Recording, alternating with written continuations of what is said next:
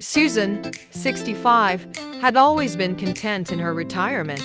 After raising two children and losing her husband, she found peace in her hobbies like gardening and reading. Yet, as the years passed, she longed for companionship to share her experiences and simple joys. It was during a conversation with her neighbor, Mary, that she first heard about Christine, a retired nurse in the neighborhood who had recently experienced similar life changes. Mary suggested Susan meet Christine for coffee, thinking they might connect. Though hesitant, Susan agreed. She had never been on a date in years and wasn't sure what to expect, but was open to a new friendship. When they met, Susan was immediately drawn to Christine's warmth and confidence. Their conversation flowed easily, covering family, hobbies, and travels.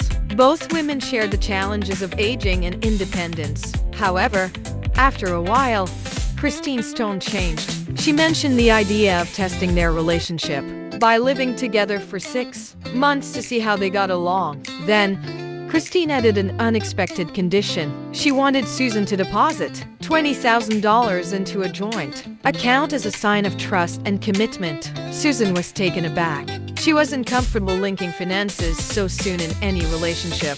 Christine, however, continued, mentioning a trip to Hawaii, a professional photo shoot, and separate bedrooms if they lived together. Christine even said she'd manage all their finances if they got married, giving Susan an allowance. Feeling overwhelmed, Susan realized their visions for a relationship were incompatible. She valued independence, and Christine's expectations felt controlling. As she left the cafe, Susan felt relief, knowing she was clear on what she needed: mutual respect and freedom, not rigid expectations. She reminded herself that at any age, relationships should be about connection, not control.